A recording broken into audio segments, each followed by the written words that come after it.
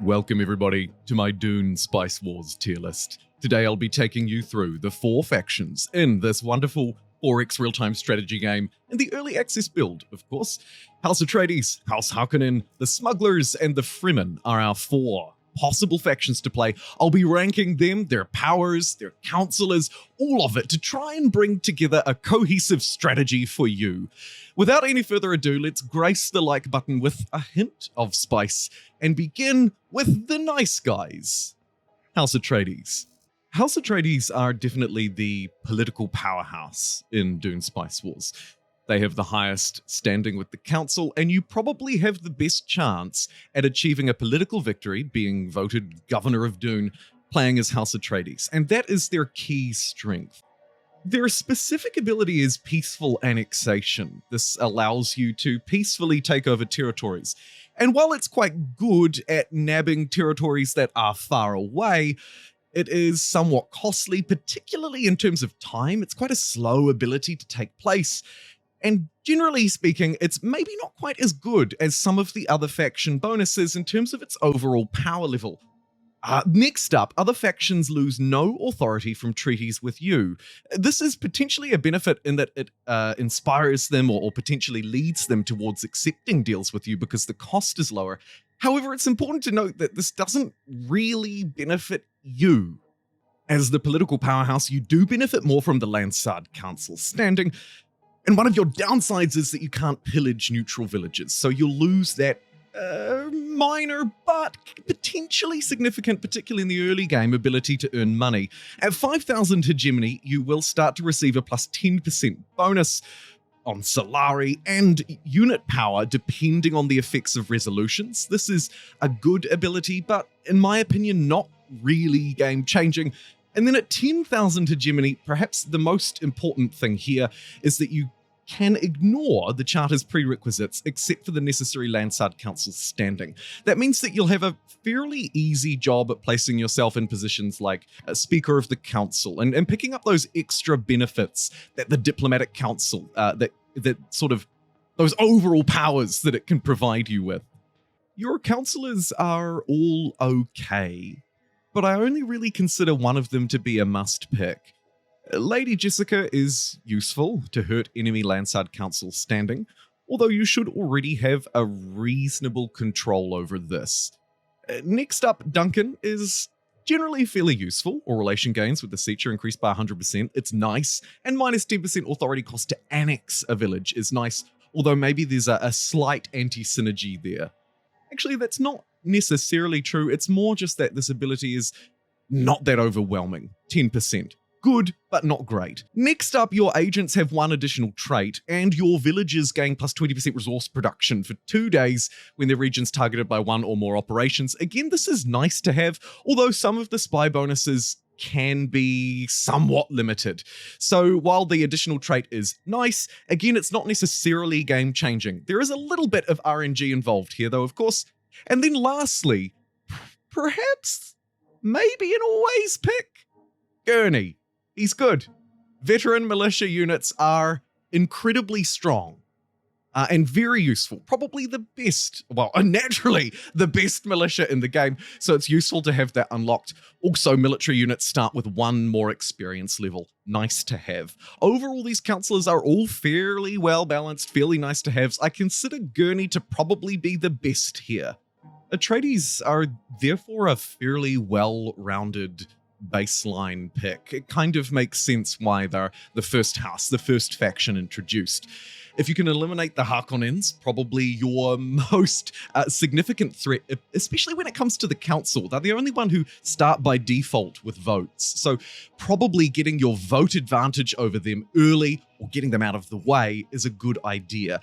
Moving on from that, really the idea here is to use your veteran AI units, your extra experience to beat other people out in combat. Although, of course, as the political powerhouse, you may not necessarily be engaging in conflict as much as others. Combine that with the fact that you have the no pillage penalty, and you'll start to see perhaps a less militaristic, more diplomatic game playing out here. Obviously, the Lansard Council is your best bet for victory, although the other victory conditions are absolutely open to you.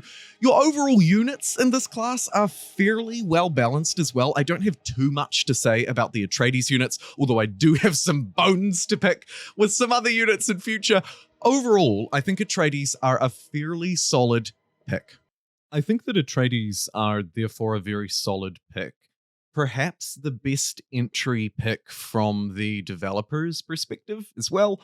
I think that Atreides are overall balanced. You can probably win any victory condition with them, but you're particularly powerful, of course, in the diplomatic realm, although not without challenge. Don't think that just because you're naturally inclined to perhaps be governor that you will make it. I think that House Atreides are powerful, but not quite as strong as others. I'm ranking them at an A tier. House Harkonnen, led by Baron Vladimir himself.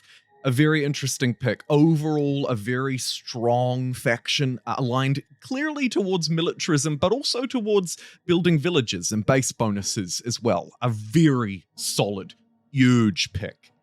The Harkonnens' really core ability is this oppression ability right here on villages. It's incredibly powerful. You'll receive extra production on them. It's incredible to surge spice, to surge manpower, plastic, and Solari. This ability is, dare I say, probably one of the best in the game. The oppression ability also aligns really well with the plus 5% village resource production per active militia. Again, there are stackable bonuses here. Add in your militia, use the oppression ability. It can actually be a self-sustaining ability. You see, it costs manpower to produce, so using it on manpower territories can literally just keep it rolling through on an infinite loop. It's incredibly strong, and the plus 5% village resource production per active militia easily balances out the minus 10% village resource production overall. This is a relatively minor penalty.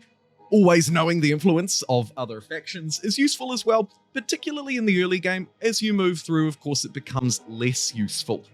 At 5,000 hegemony, while at least one allied village is under your oppression ability, you'll receive plus 10% unit power and recruit your agents twice as fast. Again, an incredible synergy here, building up your power, very strong. At 10,000 hegemony, you can effectively sacrifice an agent to speed along a mission. I don't particularly rate this. Useful in a pinch. Otherwise, probably not a great idea.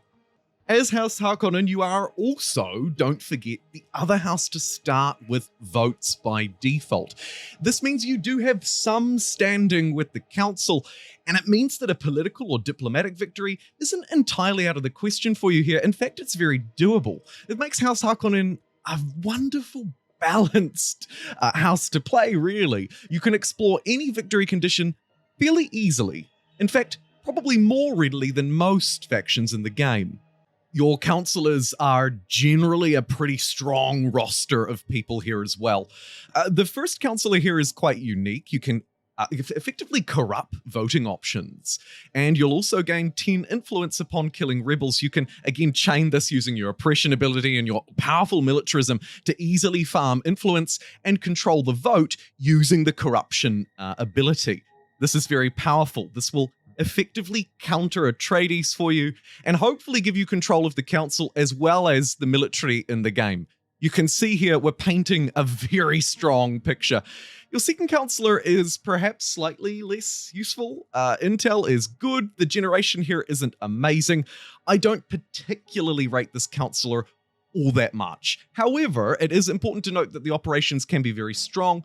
It could be more valuable perhaps later in the game, picked up faster maybe. The real value, I think, here is probably to have invisible spies and extra intel. Maybe as the game progresses, intel will become more useful, but I don't think that the +1 right now and the sort of alignment with the stealth probe here is necessarily very good. However, speaking of very good, I think Raban is a must pick always for the +1 militia slot and the fact that the oppression ability duration lasts an extra 5 seconds per militia on village. I mean, this is just the ultimate wombo combo for an ability that was already incredibly strong. Lastly, here you can see you can get your combat drugs, a special mission for you that allows your units to degrade down to 1 health and then stay on 1 health and continue to fight until the drugs wear off.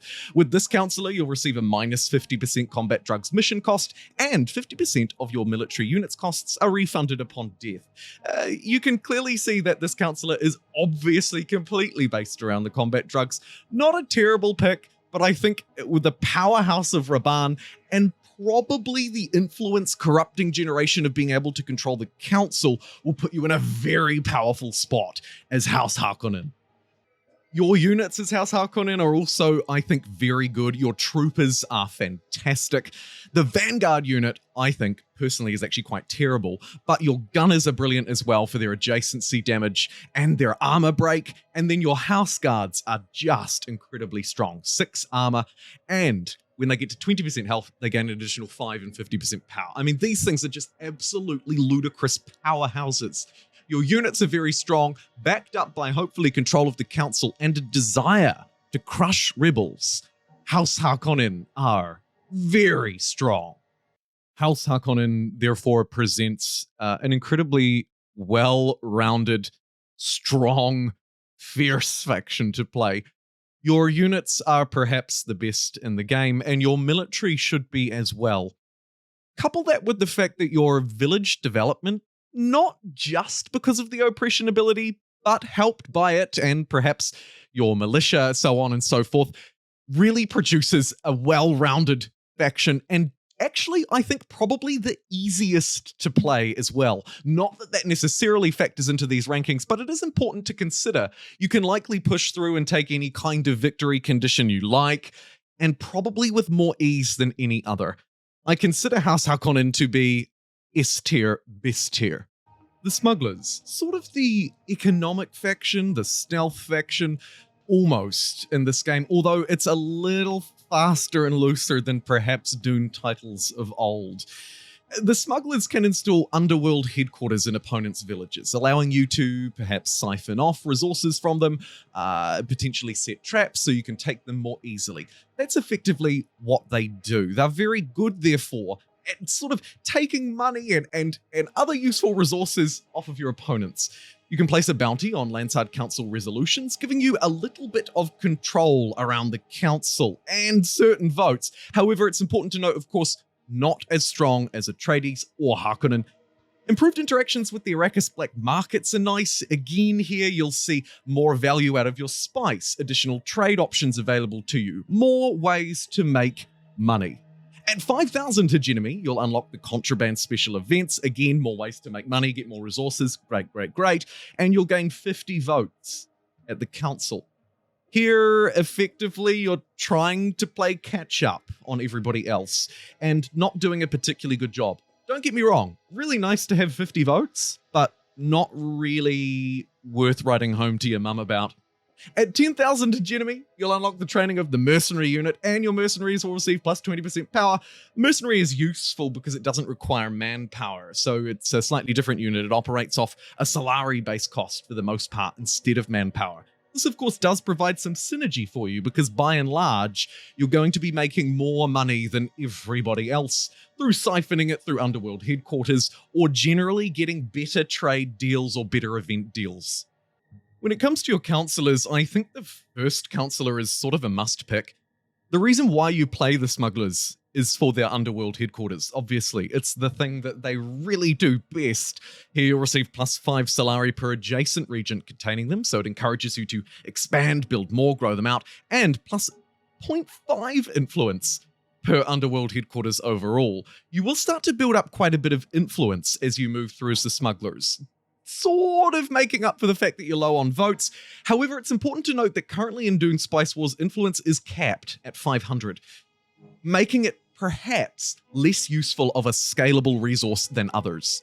Lingar will allow you to annex villages much more cheaper if you have the extra water left over. It also reduces the cost to install Underworld headquarters depending on your available water. So there is a little bit of a synergy here around authority and water and expansion using the Smugglers. Of course, it's Not necessarily an anti-synergy against their underworld headquarters, although you can't do both, so do bear that in mind. You can also combine this with something like the local dialect research cost for a minus 15% annex bonus, so there are other ways to change and get similar benefits like this already in the game. Your third counselor is, again, perhaps useful in the early game, but like other counselors that deal to, say, +1 intel, or potentially extra traits for your agents, it's maybe not that useful as you move through. By the time you've got 10 or 12 or however many agents you have, the benefits here, particularly in the mid to late game, start to really fade away, in my opinion. And then lastly, we just have a dude that loves plastic. Gain 30% more when pillaging a village, and gain plascrete by pillaging a village. So you'll get more resources and some plastic. Keep an eye out for this one. It is quite useful, of course, and can combo well with the second counselor. You can kind of see some logical pairings perhaps here. Overall, the counselors here are generally okay, but not great. The one thing that I would recommend with this last one in particular is that you watch out if the AI is playing with this one. If the AI is playing with this one, in my opinion, they are more aggressive and more successful in their wars. So take care there. The smugglers' overall units sort of feed into their mantra as well. They tend to have lower armor values and therefore don't really tank enemy fire or enemy damage particularly well. There's a definite stealth benefit. Your top melee unit has stealth. Of course, you have a drone as well that shoots a target, making it have power and armor. Overall here, there is definitely a more stealth-based approach, a more careful approach to combat with the smugglers. I think that the overall strategy with them is therefore about that sort of underworld deception. Keep your operations in line, focus on lowering supply, using your stealth strike ability to deal critical damage instead of trying to tank with brute force like you might with House Harkonnen.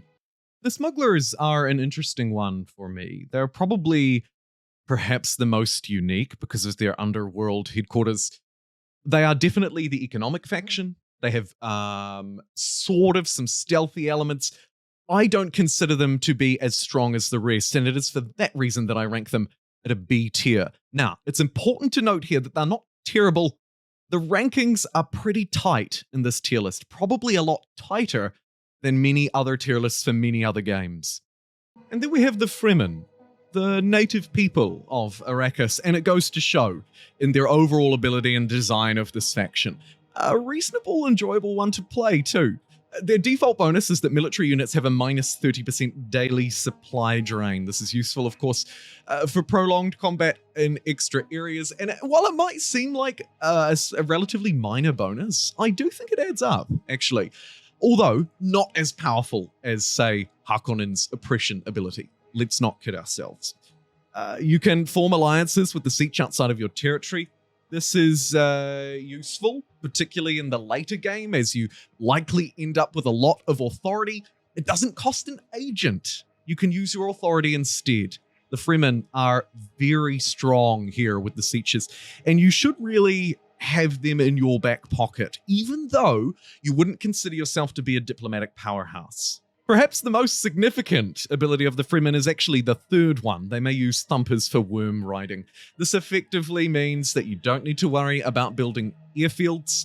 You get to use worms for free. And once you get to 5,000 hegemony, it will be on a cooldown. So in the early game, you can only use it 3 times. By the time you get to 5,000 hegemony, thumpers are generated passively, so you'll start to earn them again. And thumpers attract larger sandworms that can travel farther, so your ability gets stronger as you move through.